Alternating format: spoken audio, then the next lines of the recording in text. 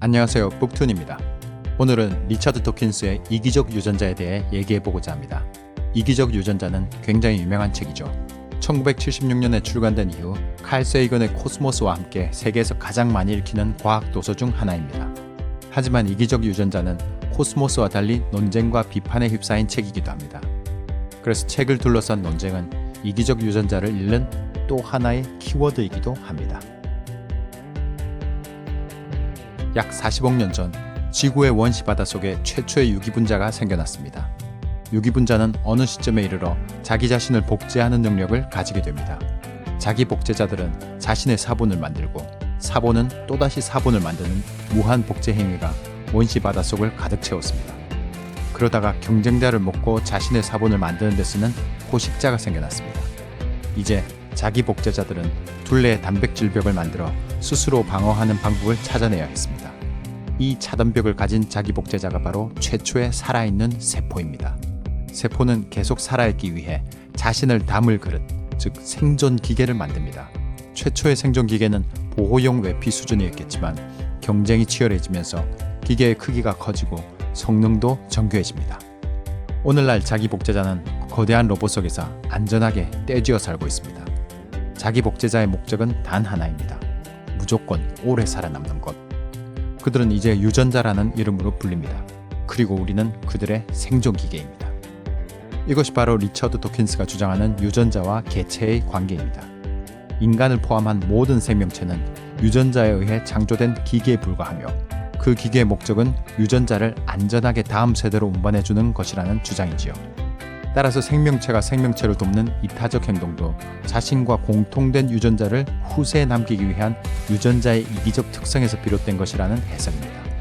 이처럼 책 이기적 유전자는 인간의 생존, 번식, 문화현상 등을 유전자의 이기성이라는 키워드로 기가 막히게 풀어갑니다. 책이 나온 뒤로 대중의 반응은 두 갈래로 나뉩니다. 한쪽은 진화를 새로이 해석하는 독창적 시각에 환호를 보내는 쪽이고, 다른 한쪽은 인간만사 결국 유전자의 이기심 때문이었냐 하며 불쾌하게 반응하는 쪽입니다. 불쾌하게 반응하는 쪽은 인간만이 지니는 소중한 가치가 유전자의 이기심이라는 키워드로 훼손되었다고 생각합니다. 사실 과학의 목적이 인간의 삶을 더 밝은 쪽으로 이끄는 것인데 도킨스의 책은 허무주의적 염세관에 빠지게 만드는 면이 있긴 합니다. 좋은 쪽이든 나쁜 쪽이든 사람들이 이처럼 격한 반응을 보이는 데는 도킨스의 탁월한 표현력도 한몫을 합니다. 도킨스는 글을 굉장히 박진감 넘치게 쓰는 과학자죠. 다르게 말하면 자신의 주장을 전달하기 위해 좀 세게 표현하는 것을 주저하지 않는다는 뜻입니다. 그는 유전자의 중요성을 부각시키기 위해 이기적이란 다소 센 단어를 선택했고 유전자에게 인격을 부여합니다. 물론 이런 비유와 의인화는 자신의 주장을 더 쉽게 전달하려는 의도였습니다만 일반 독자들에겐 다분히 직관적으로 받아들여질 소지가 있습니다. 그러니까 독자들은 유전자가 마치 이기적 성격을 가진 개체로 오해하고 그래서 인간의 이기적 행동이 유전자의 이기적 성격에서 비롯된 것이라고 확대 해석하게 되는 거죠. 어떻게 보면 과학자가 자신의 주장을 전달하기 위해선 오해를 불러일으킬 만한 표현보다 과학적 데이터를 앞세우는 게 더 맞다는 생각도 듭니다. 도킨스 스스로도 그렇게 생각을 했는지 책 본문에는 현란한 문장으로 오해를 불러일으킬 수 있지만 이란 말도 나옵니다. 논란이 끊이지 않자 도킨스는 이기적 유전자 30년 개정판 서문에 이기적이란 표현과 의인화에 대한 해명을 합니다. 사실 해명이라기보다 독자를 탓하는 하소연에 더 가깝습니다만 어쨌든 도킨스는 셉니다. 비판의 목소리는 학계에서도 나옵니다. 가장 큰 목소리를 낸 사람은 아마 하버드대 고생물학 교수 스티븐 제이 굴드일 겁니다. 굴드는 소위 다윈주의를 따른다는 도킨스가 오히려 다윈주의를 훼손했다며 비판합니다. 굴드의 비판이 바로 이기적 유전자의 가장 핵심적인 논쟁입니다. 그렇다면 무슨 사연인지 한번 알아볼까요?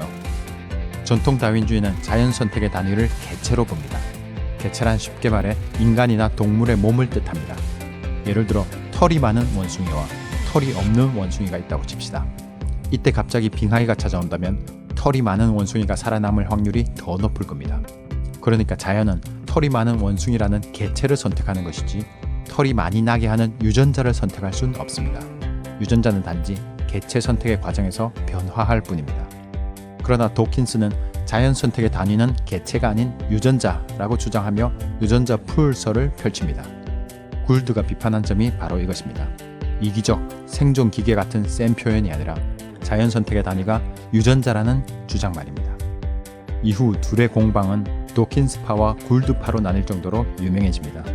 굴드 외에도 학계에 반론이 많았기에 이기적 유전자가 40년 동안 3번의 개정판을 내는 동안 본문 수정이 들어갈 법도 한데 이 책에는 출간 이후 단 한 줄의 수정도 없었습니다. 다윈의 진화론도 6차례나 수정이 있었는데 말이죠. 도킨스는 본문 수정 대신 각주와 서문을 추가하면서 해명을 하거나 중립적 안을 내놓는 식으로 타협합니다. 역시 도킨스는 셉니다.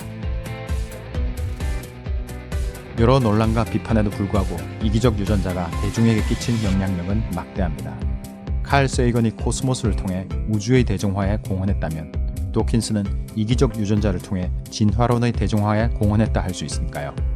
게다가 밈이라는 문화적 유전자 개념을 소개하면서 지금 SNS에 널리 쓰이는 단어가 된 것도 대단한 일입니다. 원시 바다의 자기 복제자들이 사본을 찍어내면서 생존을 이어왔듯이 이기적 유전자도 수백만 부의 카피를 찍어내며 생존을 이어가는 게 아닐까요? 좀 세긴 합니다만 생존 기계에게 지적 만족감을 듬뿍 심어주는 멋진 책입니다. 시청해주셔서 감사합니다. 영상이 좋으셨다면 구독과 좋아요 부탁드릴게요.